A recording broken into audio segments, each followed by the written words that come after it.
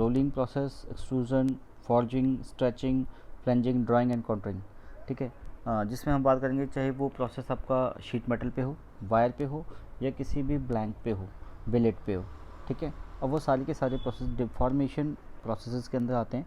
ठीक है, उनको हम कंसिडर करेंगे और डिस्कस करेंगे कि उनकी क्या क्या प्रॉपर्टीज़ हैं, कैसे कैसे वो काम कर रहे हैं।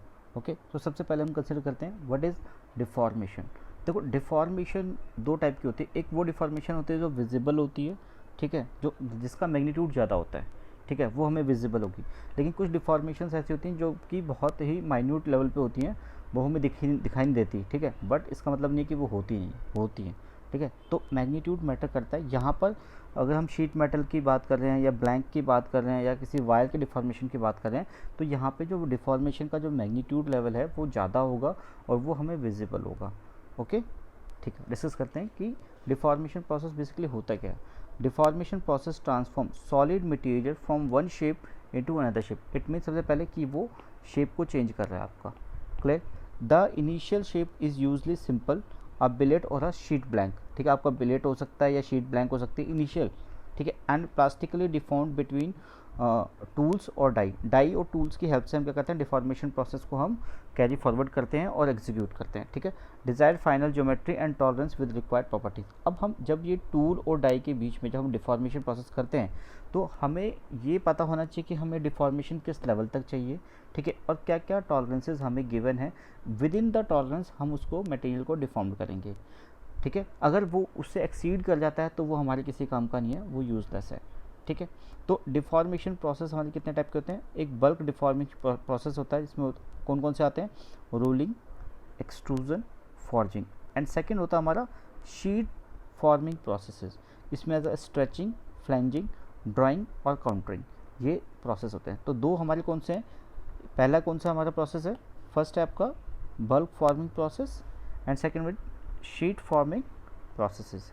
ठीक है, जिसमें rolling, extrusion, forging, stretching, flanging, drawing and countering. Clear. अब आगे चलते हैं। ठीक है, अब बात करते हैं कि जो बल्क फॉर्मिंग है उसमें हम क्या क्या डिस्कस करेंगे।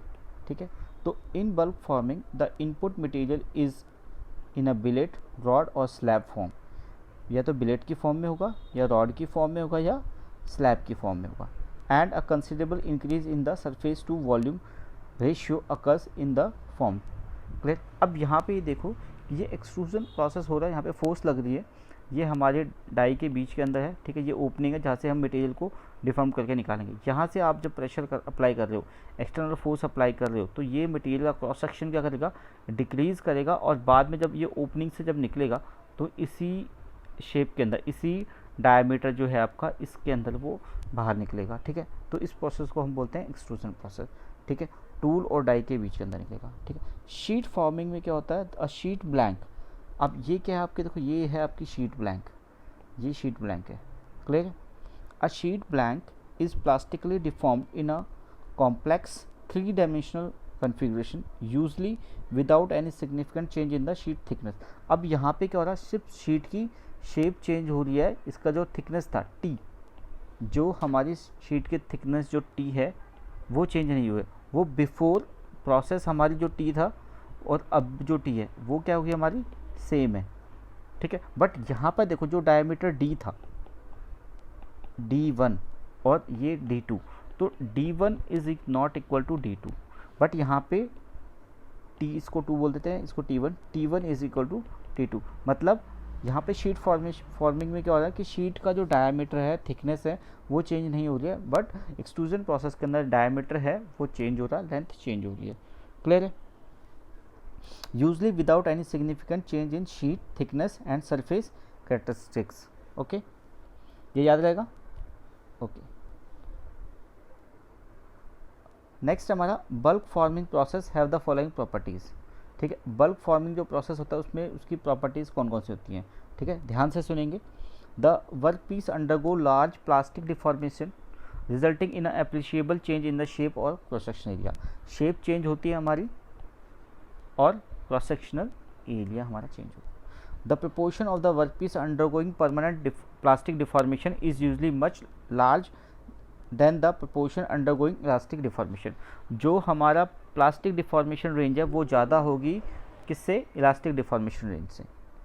फर्स्ट पॉइंट ये हो गया। सेकेंड पॉइंट हमारा यहाँ पे है, देयरफॉर द इलास्टिक रिकवरी और spring back effect after deformation is negligible. Characteristics of sheet metal forming process are as follow. The workpiece is a sheet or a part fabricated from a sheet। ठीक है, जो workpiece किससे बनेगा, sheet से बनेगा जो हमने ली थी।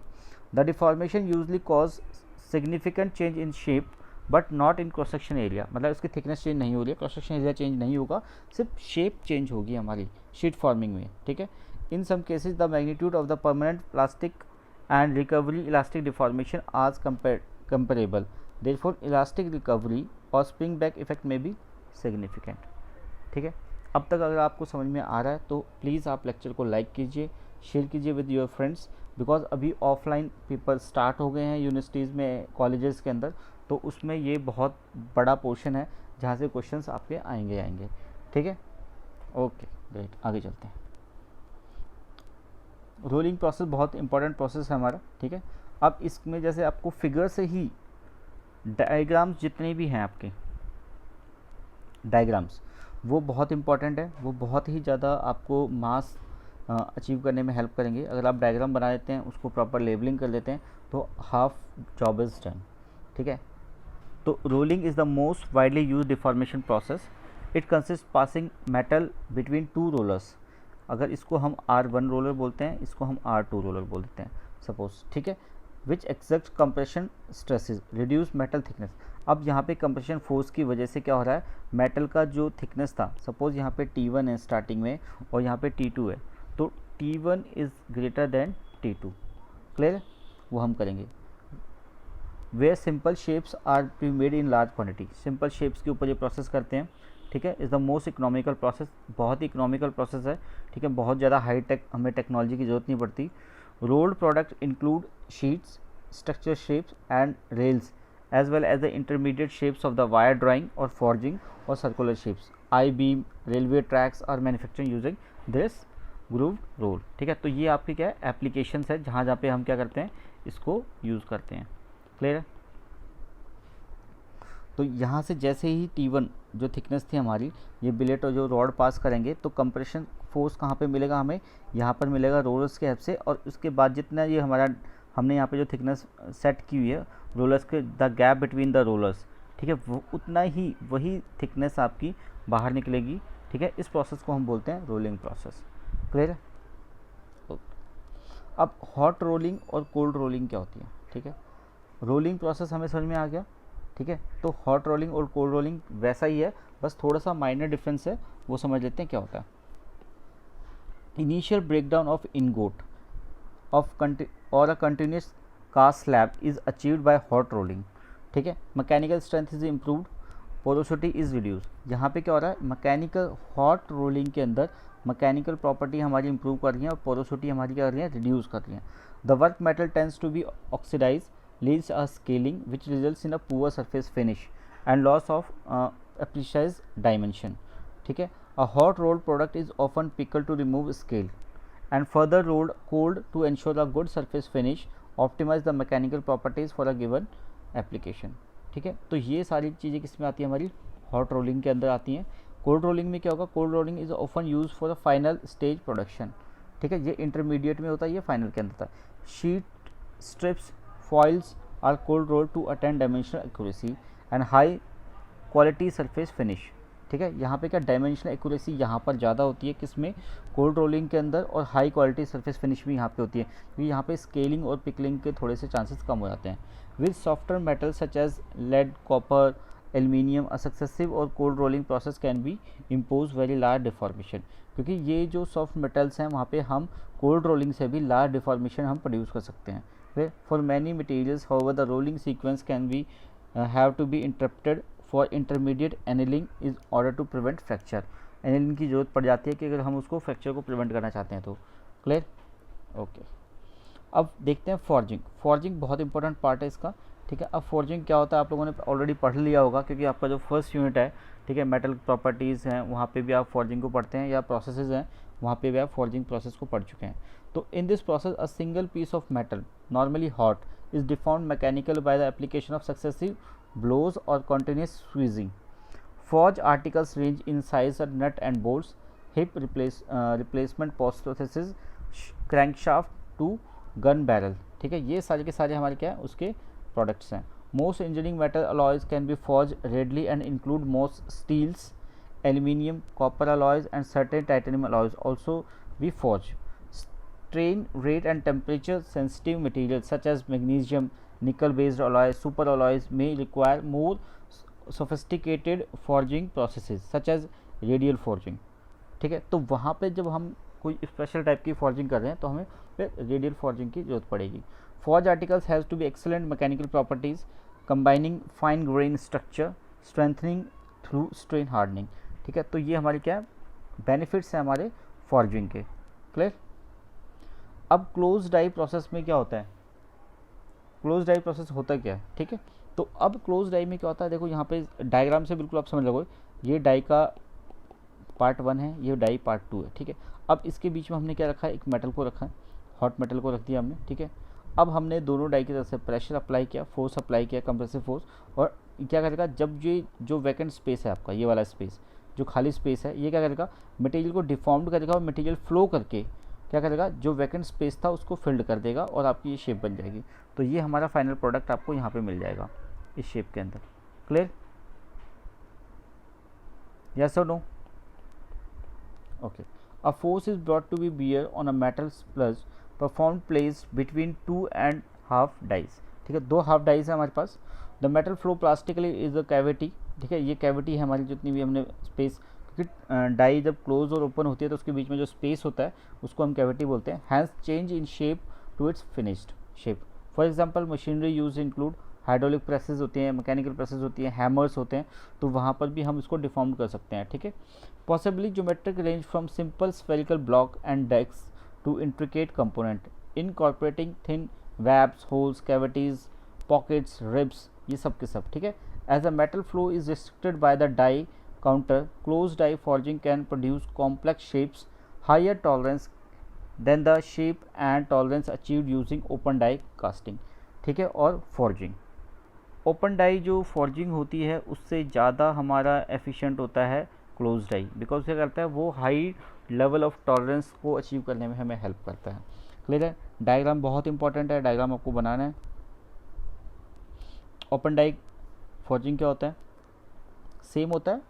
ठीक है, प्रोसेस कंसेप्ट वही होगा, बट वहाँ पे क्लोज डाई थी, यहाँ पे ओपन डाई होगा, सिर्फ इतना फ़र्क होगा. Is perform between flat dies with no pure pre cut profiles. The die do not confine the metal laterally during forging. Deformation is achieved through movement of the workpiece relative to the die. Deformation is achieved through movement of the workpiece relative to the die. Parts up to 30 meters in length can be hammered or pressed into a shape in this way. Open die forging comprises many process variation, enabling an extremely broad range of shape, size to be produced. मतलब बहुत variety type के आपके shape और size के अंदर हम produce कर सकते हैं with the help of open die forging. Unlike rolling operations which generally produce continuous plate, sheet, strips, various structures, cross sections, forging operation produce discrete parts. Forging process operations produce discrete parts. Okay, in addition to the round, square, rectangular, hexagonal bar, other basic shapes open die process can be produced. Spindles or rotors whose diameter increase or decrease at multiple locations along longitudinal axis, ये भी हम कर सकते हैं इससे. ठीक है, यहाँ पे आप देखो ये क्या हो रहा है, यहाँ पे ये एक मेटल है. ठीक है, और डाई के बीच में हमारा एक गैप है. ठीक है, तो यहाँ से जब आप मेटल पर फोर्स लगा रहे हैं तो ये डिफॉर्म्ड होके जो डाई ओपनिंग का जो थिकनेस थी हमारी और या क्रॉस सेक्शनल एरिया जो था हमारा डाई का जो शेप है हमारी, उसी फॉर्मेट के अंदर हमारा मेटल बाहर निकल रहा है. ठीक है, अब ये हो गया. अब यहाँ पे क्या है, ये साइड भी था, इसका प्लेन भी देखो आप, बीच में सॉकेट डाई लगा हुआ और ये हमारा यहाँ से डाई फ्लो करके मेटल फ्लो करके हमारा बन रहा है. क्लियर. डायग्राम्स बहुत इंपॉर्टेंट है हर एक टॉपिक के, हर एक पॉइंट के. ठीक है, तो उसको आप ध्यान से याद कर लेंगे, क्योंकि डायग्राम अगर आप बना देते हो तो आपके मार्क्स ज़्यादा आते हैं उन स्टूडेंट से जो कि डायग्राम नहीं बनाते हैं. Clear. Drawing is a pulling of metal piece through a die by means of a tensile force applied to a exit side. Clear.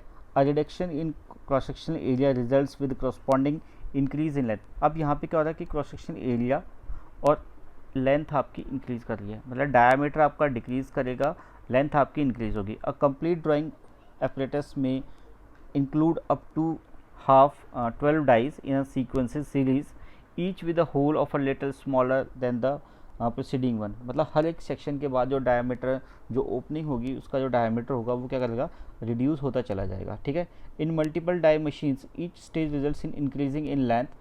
ठीक है, इंक्रीज हर एक स्टेज पे लेंथ इंक्रीज करेगी, therefore in corresponding increase in speed is required between each stage.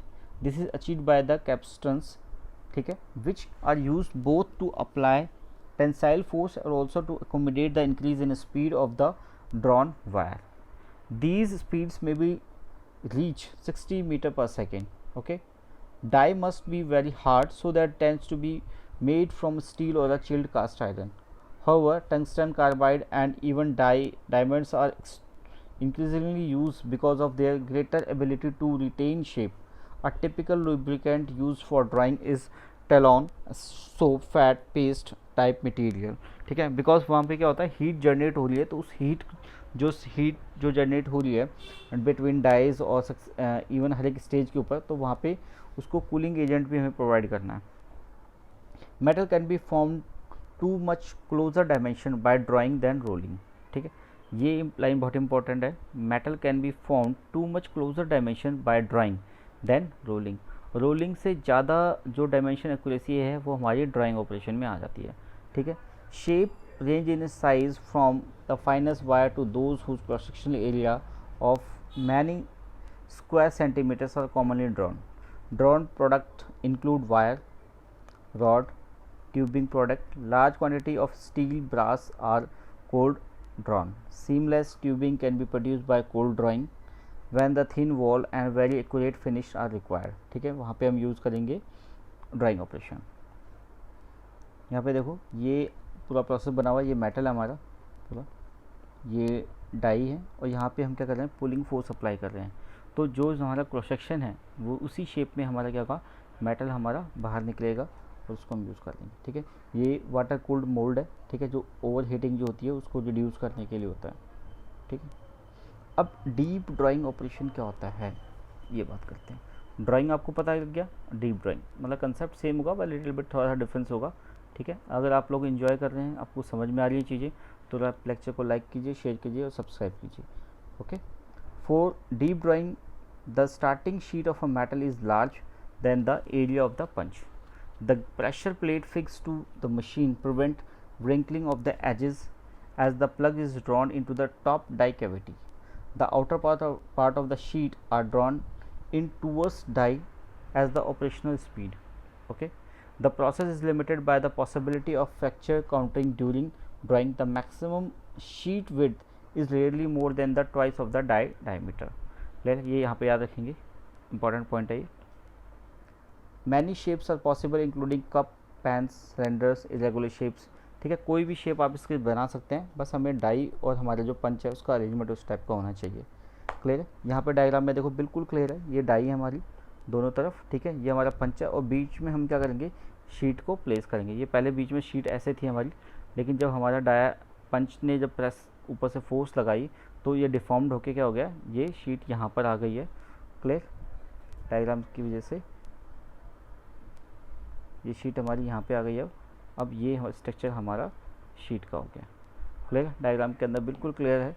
Diagram को समझने की कोशिश करेंगे और इसी तरीके से हम neat and clean diagram label करके एग्ज़ाम में बनाएंगे। Drawing is widely use process because of its unbeatable advantage over the other operations. सबसे ज़्यादा अच्छा होता है ये दूसरे जितने भी रोलिंग है, हमारा एक्सट्रूजन है उससे। ठीक है, गुड सरफेस फिनिश मिलती है हमें, एडेप्टिबिलिटी बहुत अच्छी है मास प्रोडक्शन के लिए, क्लोज डायमेंशन कंट्रोल होता है हमारा। ठीक है, जो डायमेंशन बनाना चाहते हैं वो अचीव कर पाते हैं, इंप्रूव डायमेंशनल प्रॉपर्टीज़ इंप्रूव हो जाती हैं और इकोनॉमिकल बहुत ज़्यादा हो जाता है हमारे लिए। ठीक है, deep drawing process. Wire drawing operation क्या होता है, वायर देखो ड्राइंग ऑपरेशन का मतलब क्या था कि हम उसको स्ट्रेच करके, मेटल को स्ट्रेच करके हर एक एरिया उसके कर रहे हैं, डिक्रीज़ कर रहे हैं और लेंथ इंक्रीज़ कर रहे हैं। अब वायर के अंदर क्या कर रहे हैं, सिर्फ ये ऑपरेशन हम वायर पे लगा रहे हैं। ठीक है, ऑपरेशन वही है बट यहाँ पे वायर यूज़ कर रहे हैं, वहाँ पे हम ब्लॉक यूज़ कर रहे थे, मेटल यूज़ कर रहे थे, ठीक है। तो a wire is a circular small diameter flexible rod which wire dry is an a cold working process, ठीक है, ये याद रखना है। It is an operation to produce wire of various size within certain specific tolerance. This process involved reducing diameter of thick wire by passing it through a series of wire drawing dies, with successive die having smaller diameter than the preceding one. Most die are made up of the chilled cast iron, tungsten, carbide, diamond and other tool materials. ठीक है, maximum reduction in area of a wire is less than 45% in a 1 pass. मतलब it's 45% तक आप कर सकते हैं या इससे कम कर सकते हैं आप। क्लियर है? अब जैसे डायग्राम के अंदर देखो बिल्कुल क्लियर है, ये हमारा कॉइल रोल है, ठीक है, ये वायर है हमारी जिसका डायमीटर ज़्यादा है। हमने क्या करा, इस बॉक्स से यहाँ पे पास किया, यहाँ पे लुब्रिकेंट है, यहाँ से लुब्रिकेंट को लेते हुए ये क्या करेगा, इस ओपनिंग से बाहर निकलेगा, इसका डायमीटर यहाँ पे रिड्यूस हो गया और यहाँ पे और रिड्यूस हो गया और यहाँ पे क्या करेगा, ये कॉइल हमारी क्या हो रही है, वाइंड होती जा रही है एक रोलर के अंदर, ठीक है। बाद में हम इसके रोल्स निकाल के सेपरेट कर लेंगे। तो ये डायग्राम के अंदर बिल्कुल क्लियर दिखा रखा है, आपको सिर्फ ऐसे ही लेबल करके डाई से समझाना है एग्जामिनर को, ठीक है। एग्ज़ाम जब आप अटैम्प्ट करते हैं तो आपको ध्यान रखना है कि एग्जामिनर को आपको चीज़ें बतानी है, प्री अजम्पशन नहीं लेनी है कि एग्जामिनर ये कंसिडर कर लेगा कि ये इसके बाद स्टेप होगा। No, you have to be show, okay, you have to be guide the examiner that you know each and everything, okay, and you have to be represent each and every content, okay, related to the topic. अभी देखते हैं rod drawing क्या होता है। वही drawing operation तो वही है, बस यहाँ पे रॉड यूज़ करेंगे, ठीक है। ये यहाँ पे एक रॉड ली हमने, ये डाई है हमारी और यहाँ से क्या करा हमने, डाई को पास कराया, इससे कंप्रेशन फोर्स की वजह से इसका डायमीटर रिड्यूस हो जाएगा, ठीक है। फिर हमने क्या करा, आगे एक जॉ और लगा दिया, वहाँ से फिर हमारी क्या हो जाएगी, डाई फिर रिड्यूस हो रही है, डायमीटर फिर रिड्यूस हो रहा है और यहाँ से हम इसको पुल करेंगे, ठीक है।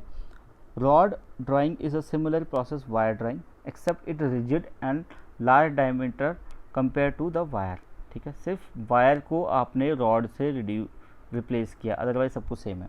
The process need heavier equipment compare to the wire drawing because of the wire can be coiled but roll या rod should be keeped straight. यहाँ पे रोल जो आपकी स्ट्रेट जाएगी बिल्कुल, ठीक है। तो इसको यहाँ रखने के लिए भी आपको स्लैब्स वाला चाहिए, ठीक है। The work piece is first feed into die and pulled by carriage which increase its length and decrease its cross section. Now the rod is to be cut in sections और आप जैसे इसकी particular length आ जाएगी वहाँ पे आप इसको cut करके सेपरेट करके दूसरी जगह प्लेस कर सकते हो, ठीक है। This is all about rod drawing operation, ठीक है। ट्यूब ड्राइंग ऑपरेशन सेम, यहाँ पे ट्यूब्स बना रहे हैं, हैवी ट्यूब्स से लार्ज डायमीटर ट्यूब से स्मॉलर डायमीटर ट्यूब्स बनाएंगे। Clear? Tube drawing is also similar to other processing except use a mandrel. Mandrel यहाँ पर है, ठीक है, to reduce the wall thickness and cross sectional diameter of the tube. This mandrel placed with die workpiece is pulled by carriage system as described in a drawing rod. The tube is either circular or rectangular.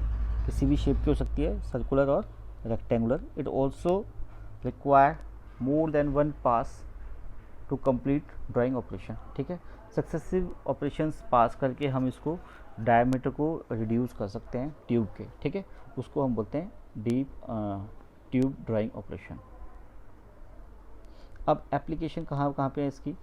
This process is use making wire of copper, aluminium etcetera which is use in electric appliances और electric industry. Paper clips, helical springs, ठीक है, ये भी wire drawing से use करते हैं. Small diameter rods, tubes, ये बनाते हैं हम. It use produce large length of a small cross sections. और ये सारे के सारे रेफरेंसेस हैं जहाँ से हमने डेटा को लिया है, जिन पेपर्स को पढ़ के, रिसर्च पेपर्स को, लेटेस्ट डेटा को इंक्लूड करने की कोशिश की गई है कंटेंट के अंदर, ताकि कंटेंट आपका जो है वो लेटेस्ट रहे, ठीक है. अगर आपको और डिटेल में पढ़ना है तो आप इन पेपर लिंक्स पे जाके आप इनको और डिटेल में पढ़ सकते हैं, ठीक है. Thank you so much for liking and sharing the content, ठीक है. आप लेक्चर को लाइक कीजिए, शेयर कीजिए, सब्सक्राइब कीजिए. I am your learning partner Pradeep Kumar. Thank you so much.